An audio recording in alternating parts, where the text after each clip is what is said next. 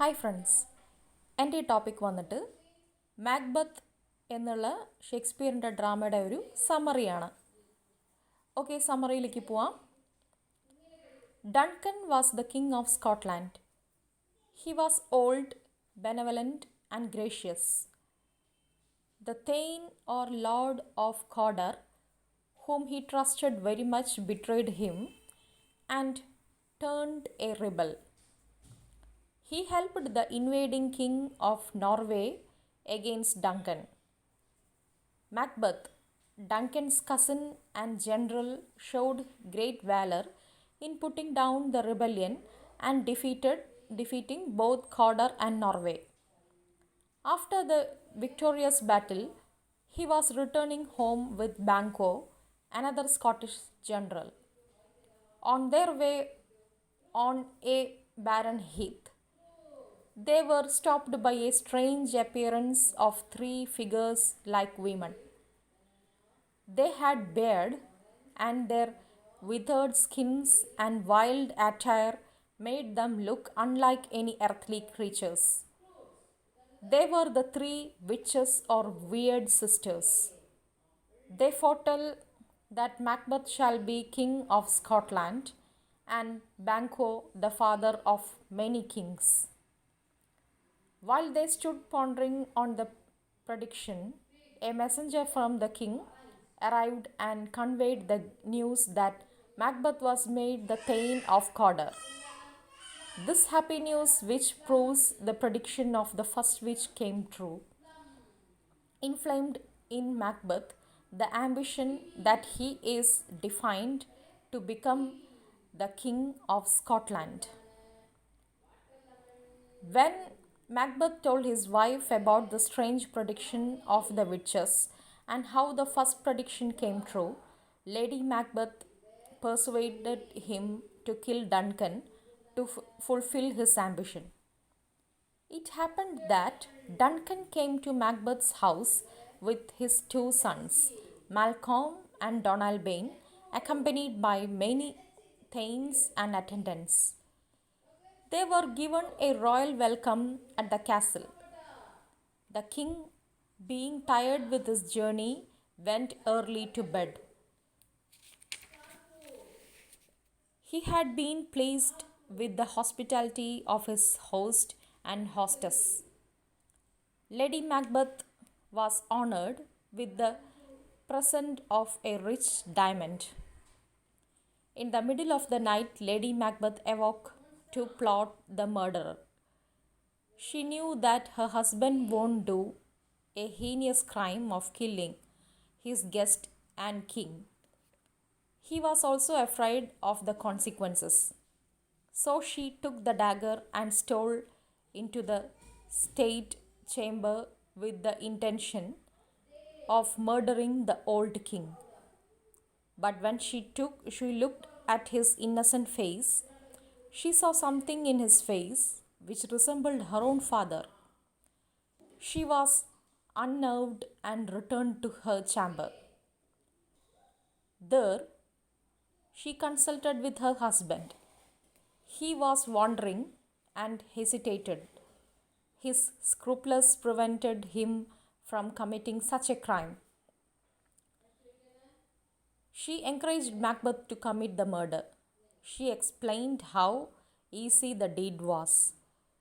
Then he would be the king with sovereign power, and she is his loving queen. Thus encouraged, he stole in the dark to the room where Duncan lay asleep. With one stroke of dagger, he dispatched the king. At this moment, he heard a voice which cried, "Macbeth, sleep no more. Macbeth hath murdered sleep, the innocent sleep that nourishes life." It went on to add, "Glamish hath murdered sleep, and therefore Cawdor shall sleep no more.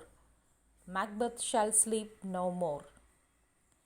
A distracted Macbeth returned to his room. Lady Macbeth reproached him for want of resolution and firmness of purpose. She asked him to wash his hands of the blood. She took the blood-stained dagger to smear the cheeks of the groom with blood, to lay the blame on the murderer on them. Morning came and the murder was discovered. Suspicion fell on the innocent grooms whose faces were stained with blood. But there was strong apprehension that it was Macbeth who was behind the murder of the King Duncan's two sons fled.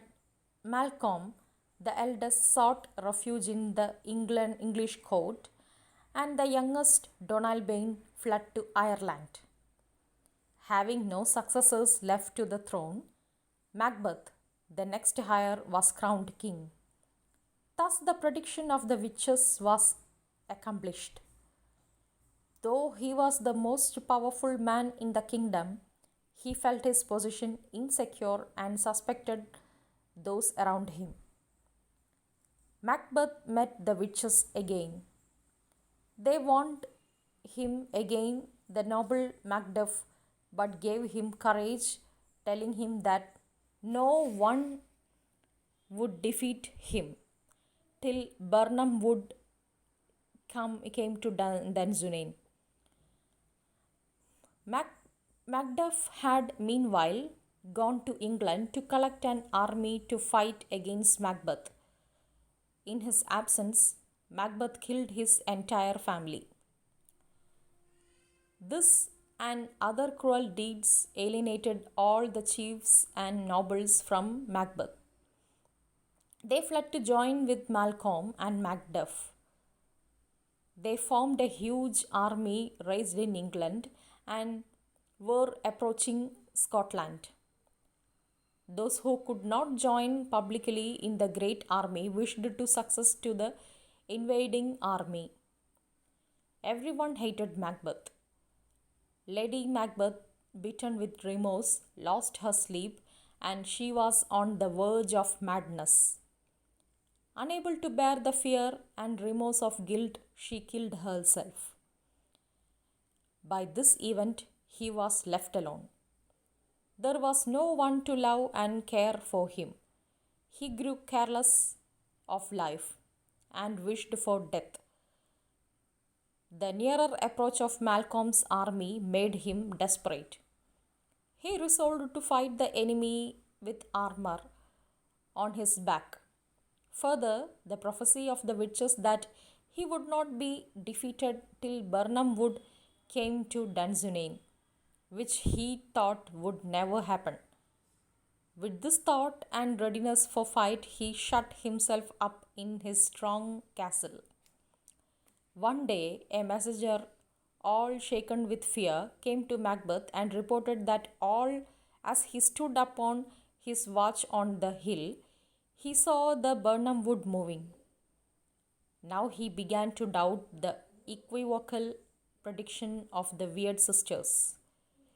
He resolved to fight and die. When the invading army marched through the Burnham Wood, Malcolm instructed his soldiers to cut down everyone a bow and bear it before him by way of concealing the true numbers of his host. The marching of the soldiers with bows had frightened the messenger. The fight began, and desperate Macbeth cut down every enemy soldier who came face to face with him. At last, he confronted Macduff. He remembered the warning of the witches to avoid Macduff. But the repeated challenges and rebukes compelled him to fight Macduff. He was under impression that no woman born could kill him as predicted by the witches. He threw himself upon Macduff. A severe fight ensued, and Macduff cut off his head and made a present of it to the lawful king, Malcolm. Malcolm was not born of ordinary birth. He was a Caesarean child. The words of the witches, "None of woman born can harm him," also deceived him. And in the end, before dying, Macbeth himself thought that life is a tale told by an idiot. You can make out the meaning from it. So, Macbeth indirectly tells us that life is always meaningless. Can an idiot tell a wonderful or sensitive story?